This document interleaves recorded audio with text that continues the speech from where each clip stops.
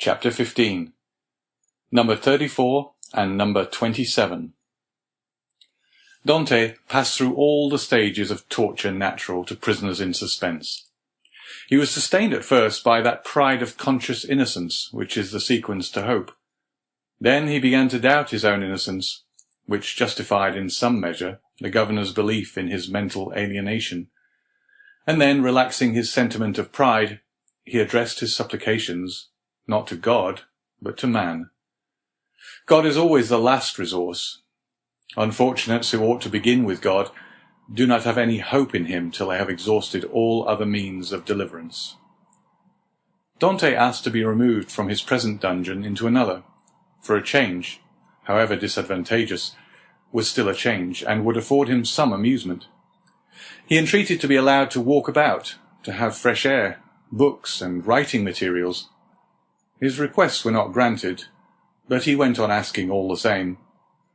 He accustomed himself to speaking to the new jailer, although the latter was, if possible, more taciturn than the old one, but still to speak to a man, even though mute, was something. Dante spoke for the sake of hearing his own voice.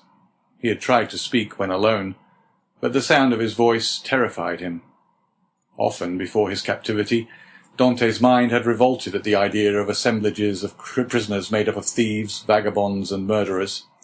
He now wished to be amongst them, in order to see some other faces besides that of his jailer. He sighed for the galleys, with the infamous costume, the chain, and the brand on the shoulder. The galley slaves breathed the fresh air of heaven, and saw each other. They were very happy. He besought the jailer one day to let him have a companion, were it even the mad abbé. The jailer, though rough and hardened by the constant sight of so much suffering, was yet a man. At the bottom of his heart he had often had a feeling of pity for this unhappy young man who suffered so, and he laid the request of number 34 before the governor. But the latter sapiently imagined that Dante wished to conspire or attempt an escape, and refused his request. Dante had exhausted all human resources, and he then turned to God. All the pious ideas that had been so long forgotten returned. He recollected the prayers his mother had taught him, and discovered a new meaning in every word, for in prosperity prayers seem but a mere medley of words until misfortune comes, and the unhappy sufferer first understands the meaning of the sublime language in which he invokes the pity of heaven. He prayed and prayed aloud, no longer terrified at the sound of his own voice, for he fell into a sort of ecstasy. He laid every action of his life before the Almighty, proposed tasks to accomplish, and at the end of every prayer introduced the entreaty oftener addressed to man than to God. "Forgive us our trespasses, as we forgive them that trespass against us." Yet in spite of his earnest prayers, Dante remained a prisoner. Then gloom settled heavily upon him. Dante was a man of great simplicity of thought, and without education.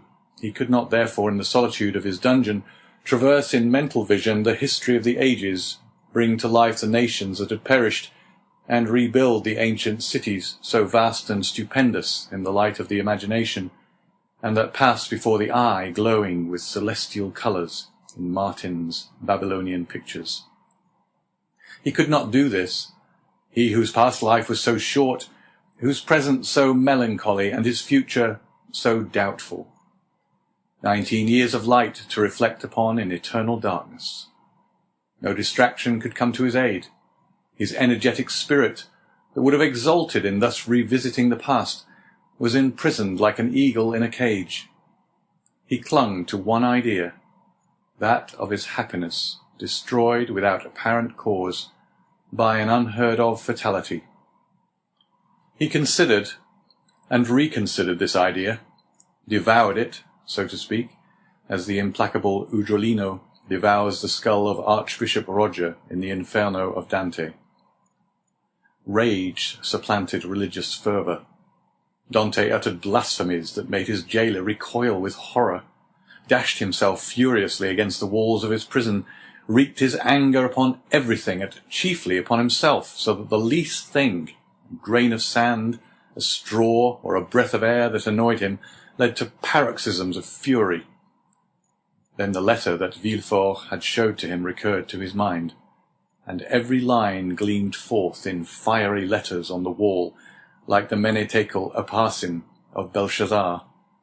He told himself that it was the enmity of man and not the vengeance of heaven that had thus plunged him into the deepest misery.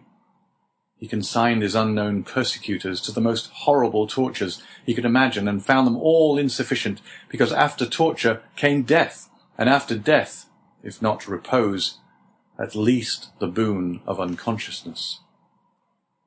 By dint of constantly dwelling on the idea that tranquillity was death, and if punishment were the end in view, other tortures than death must be invented, he began to reflect on suicide. Unhappy he who, on the brink of misfortune, broods over ideas like these.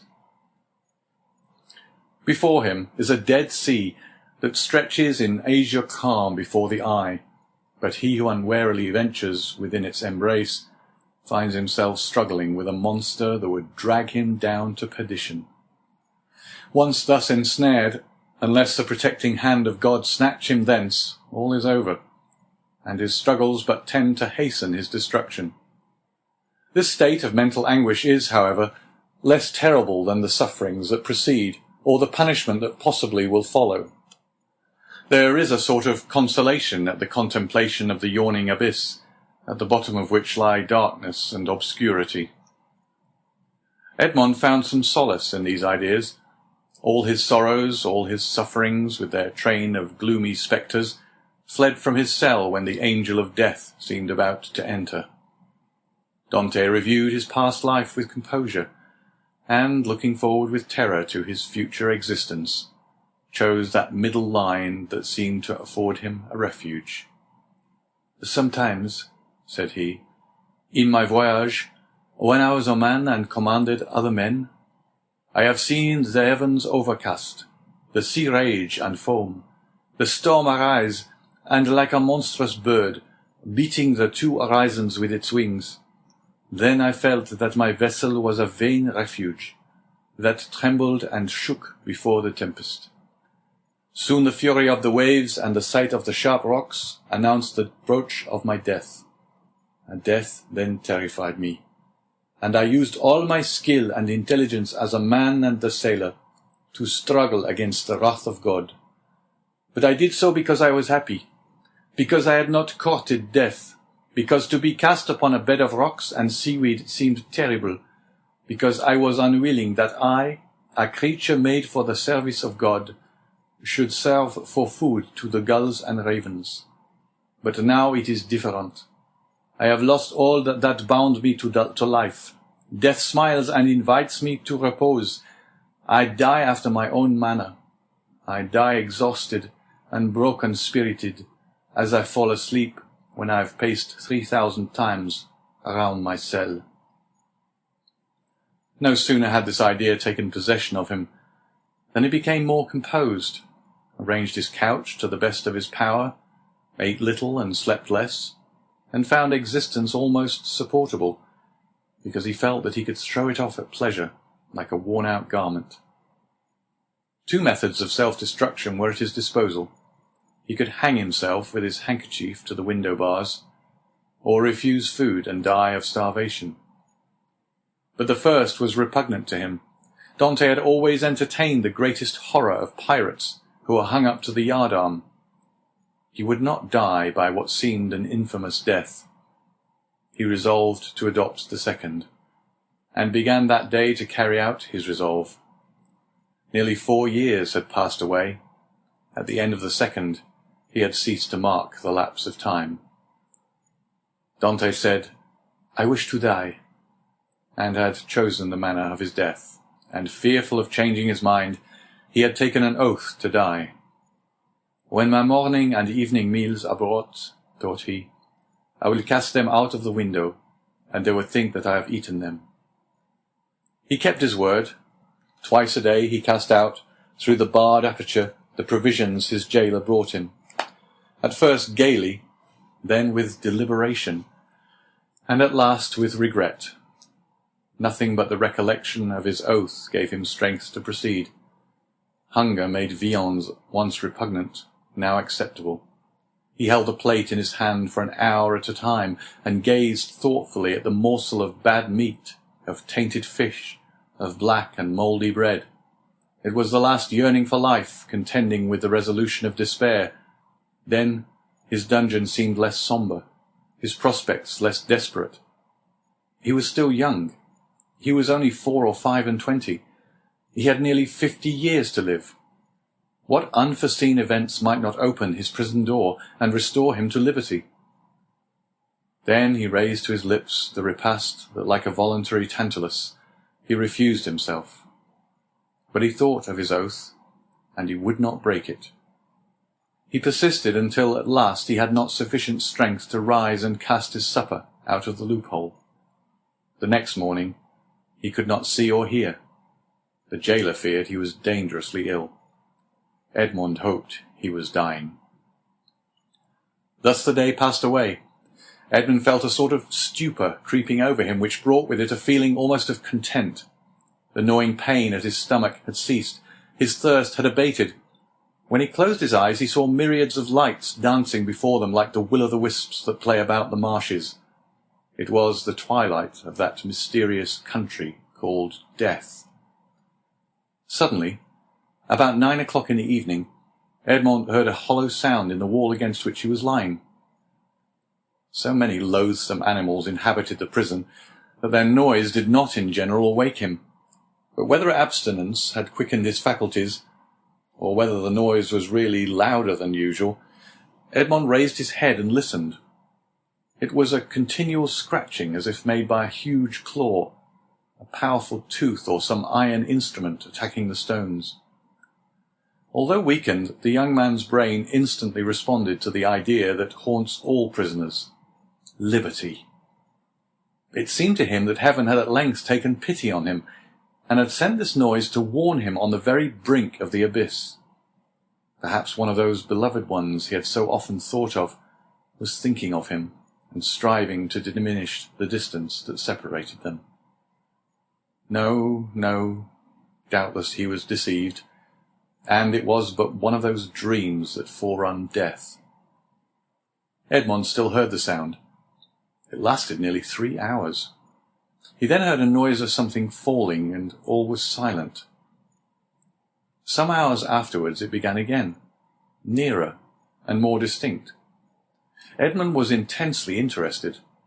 Suddenly the jailer entered. For a week since he had resolved to die, and during the 4 days that he had been carrying out his purpose, Edmond had not spoken to the attendant, had not answered him when he inquired what was the matter with him, and turned his face to the wall when he looked too curiously at him. But now the jailer might hear the noise and put an end to it, and so destroy a ray of something like hope that soothed his last moments. The jailer brought him his breakfast. Dante raised himself up and began to talk about everything, about the bad quality of the food, about the coldness of his dungeon, grumbling and complaining in order to have an excuse for speaking louder and wearying the patience of his jailer, who out of kindness of heart had brought broth and white bread for his prisoner. Fortunately, he fancied that Dante was delirious, and placing the food on the rickety table, he withdrew. Edmond listened, and the sound became more and more distinct. "There can be no doubt about it," thought he. "It is some prisoner who is striving to obtain his freedom. Oh, if I only were there to help him!" Suddenly another idea took possession of his mind, so used to misfortune that it was scarcely capable of hope. The idea that the noise was made by workmen the governor had ordered to repair the neighbouring dungeon.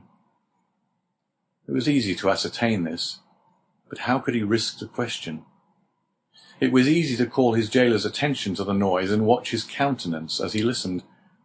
But might he not by this means destroy hopes far more important than the short-lived satisfaction of his own curiosity?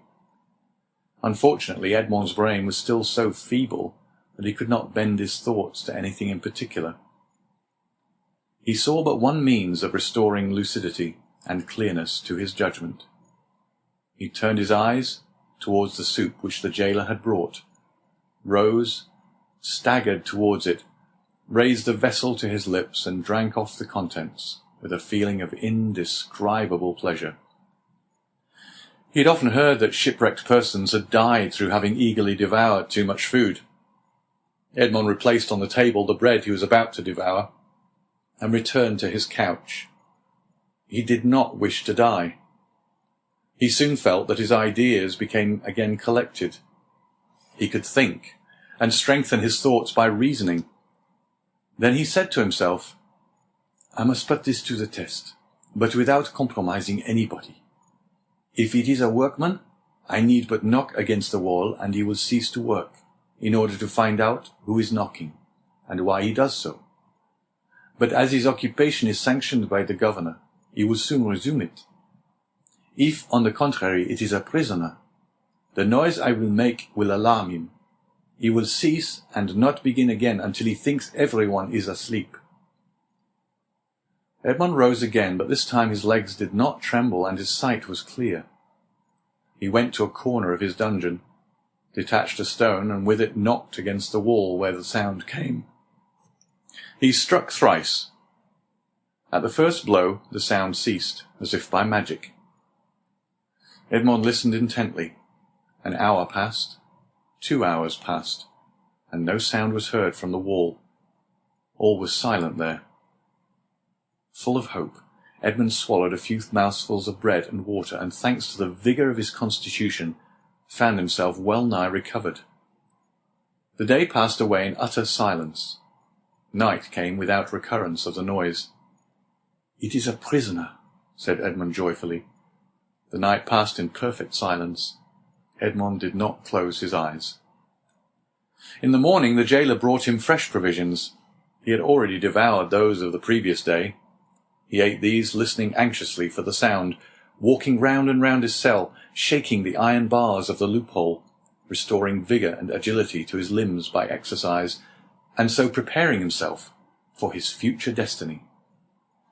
At intervals he listened to learn if the noise had not begun again, and grew impatient at the prudence of the prisoner, who did not guess he had been disturbed by a captive as anxious for liberty as himself. 3 days passed, 72 long, tedious hours, which he counted off by minutes. At length, one evening, as the jailer was visiting him for the last time that night, Dante, with his ear for the 100th time at the wall, fancied he heard an almost imperceptible movement among the stones. He moved away, walked up and down his cell to collect his thoughts, and then went back and listened. The matter was no longer doubtful. Something was at work on the other side of the wall. The prisoner had discovered the danger, and had substituted a lever for a chisel. Encouraged by this discovery, Edmond determined to assist the indefatigable labourer. He began by moving his bed and looking around for anything with which he could pierce the wall, penetrate the moist cement, and displace a stone. He saw nothing.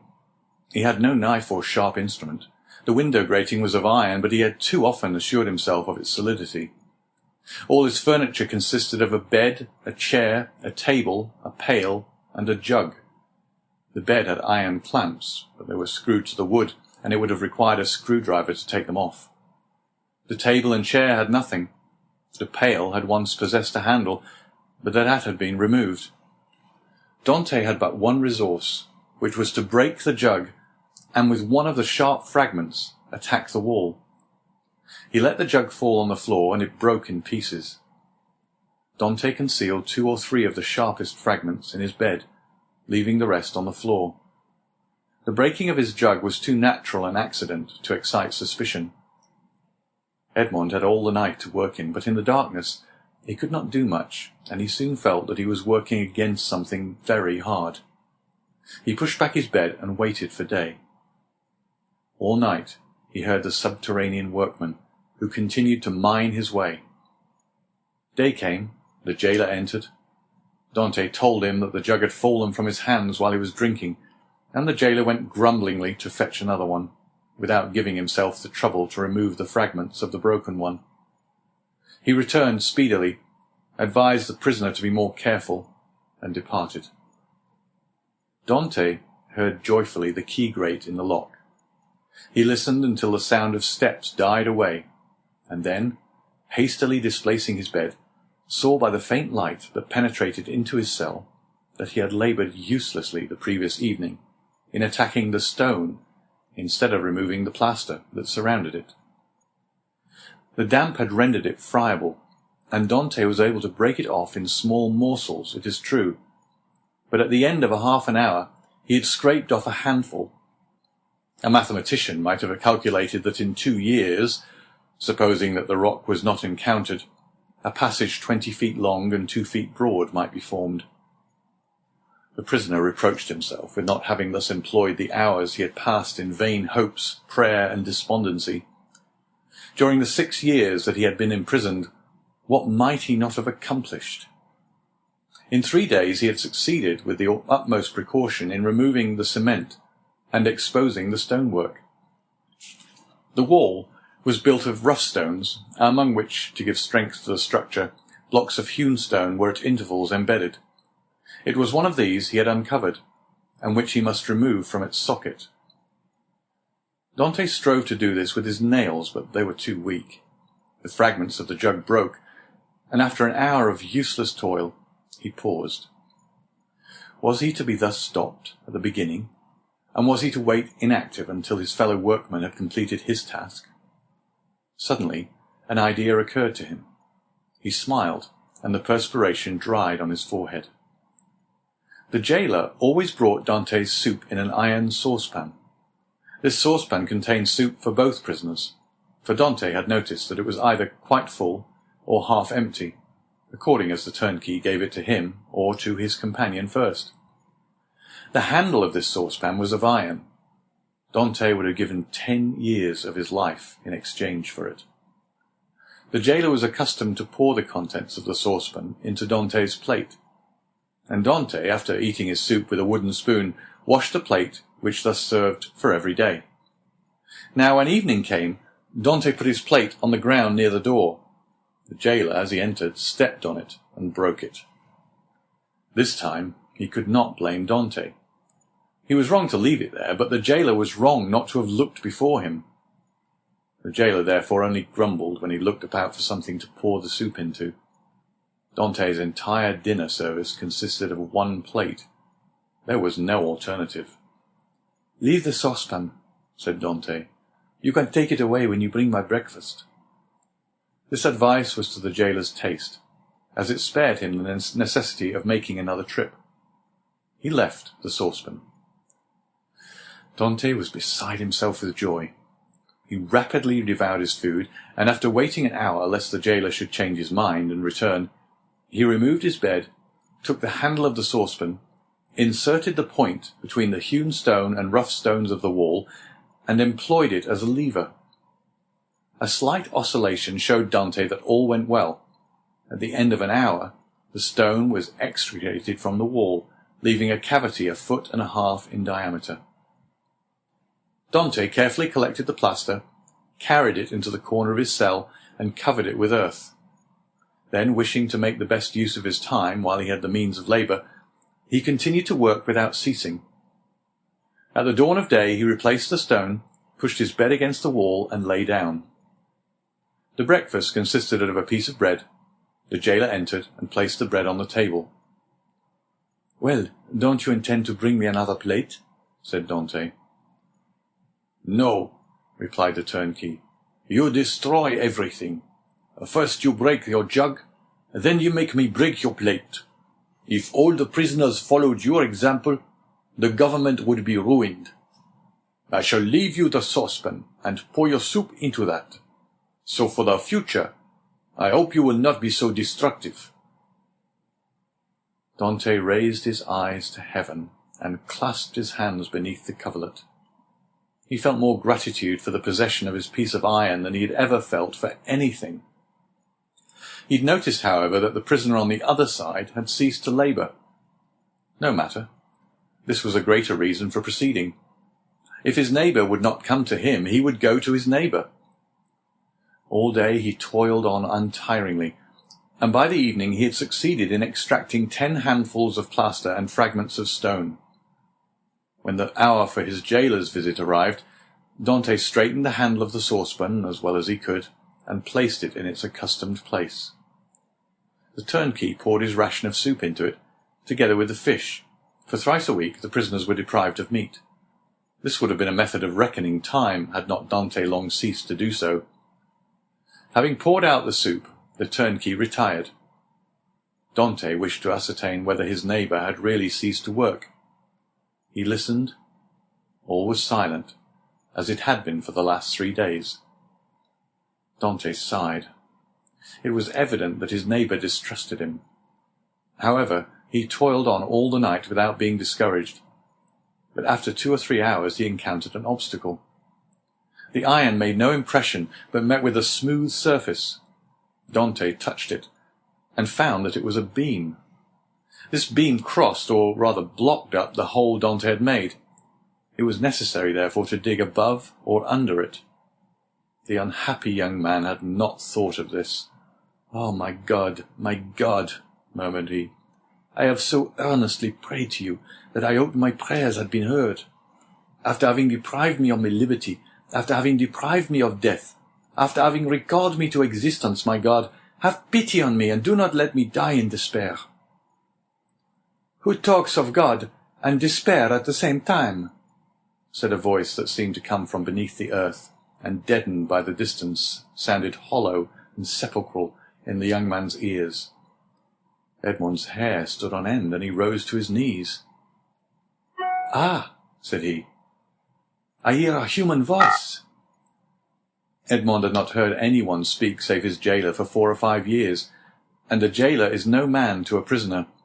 He is a living door, a barrier of flesh and blood, adding strength to the restraints of oak and iron.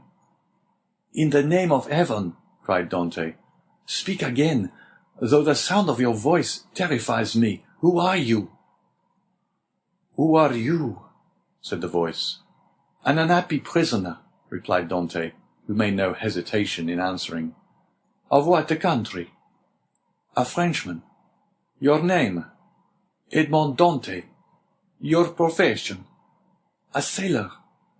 "How long have you been here?" "Since the 28th of February, 1815. "Your crime?" "I am innocent." "But of what are you accused?"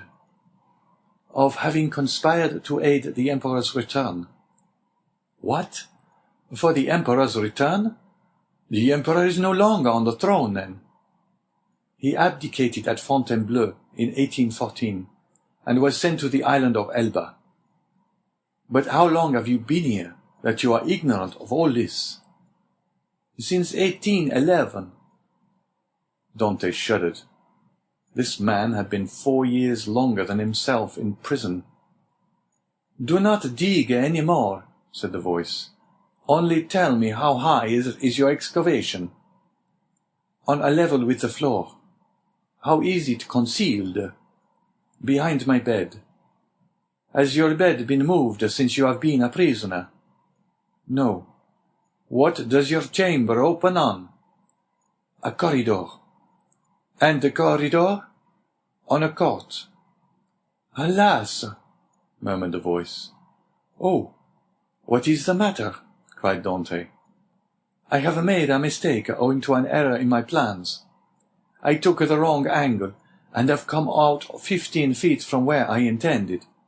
I took the wall you are mining for the outer wall of the fortress." "But then you would be close to the sea." "That is what I hoped." "And supposing you had succeeded?" "I should have thrown myself into the sea, gained one of the islands near here, the Ile de Dôme or the Ile de Tiboulon, and then I should have been safe." "Could you have swum so far?" "Heaven would have given me strength. But now all is lost." "All?" "Yes.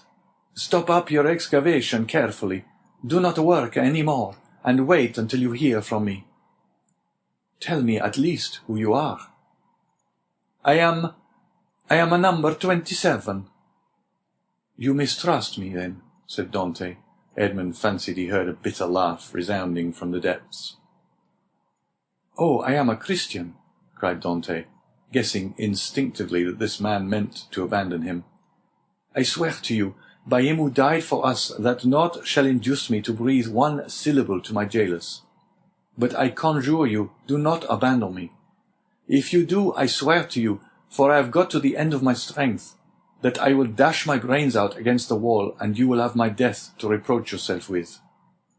"How old are you?" "Your voice is that of a young man." "I do not know my age, for I have not counted the years I have been here. All I do know is that I was just 19 when I was arrested, the 28th of February, 1815. "Not quite 26, murmured the voice. "At that age, he cannot be a traitor." "Oh, no, no," cried Dante. "I swear to you, again, rather than betray you, I would allow myself to be hacked in pieces." "You have done well to speak to me, and ask for my assistance. For I was about to form another plan, and leave you. But your age reassures me. I will not forget you. Wait." "How long?" "I must calculate our chances. I will give you the signal." "But you will not leave me.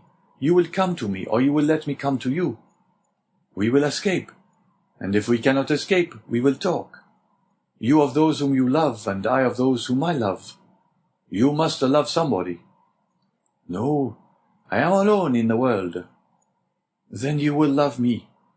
If you are young, I will be your comrade. If you are old, I will be your son.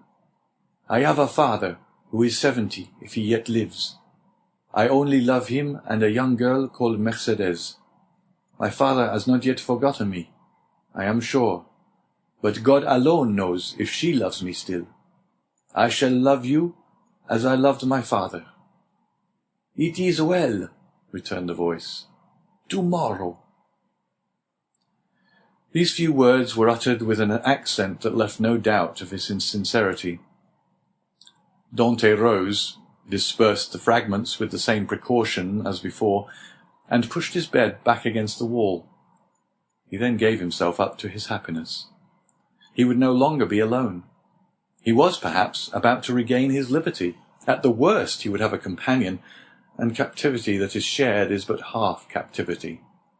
Plaints made in common are almost prayers, and prayers where 2 or 3 are gathered together invoke the mercy of heaven. All day Dante walked up and down his cell. He sat down occasionally on his bed, pressing his hand on his heart. At the slightest noise, he bounded towards the door. Once or twice the thought crossed his mind that he might be separated from this unknown, whom he loved already. And then his mind was made up. When the jailer moved his bed and stooped to examine the opening, he would kill him with his water-jug. He would be condemned to die, but he was about to die of grief and despair when this miraculous noise recalled him to life. The jailer came in the evening. Dante was on his bed. It seemed to him that thus he better guarded the unfinished opening. Doubtless there was a strange expression in his eyes, for the jailer said, "Come, are you going mad again?" Dante did not answer. He feared that the emotion of his voice would betray him. The jailer went away, shaking his head. Night came. Dante hoped that his neighbour would profit by the silence to address him, but he was mistaken. The next morning, however, just as he removed his bed from the wall, he heard 3 knocks. He threw himself on his knees. "Is it you?" said he. "I am here." "Is your jailer gone?" "Yes," said Dante. "You will not return until the evening, so that we have 12 hours before us." "I can work then?" said the voice. "Oh, yes, yes, this is instant, I entreat you." In a moment, that part of the floor on which Dante was resting his hands, as he knelt with his head in the opening, suddenly gave way. He drew back smartly, while a mass of stones and earth disappeared in a hole that opened beneath the aperture he himself had formed. Then from the bottom of this passage, the depth of which it was impossible to measure, he saw appear first the head, then the shoulders, and lastly the body of a man, who sprang lightly into his cell.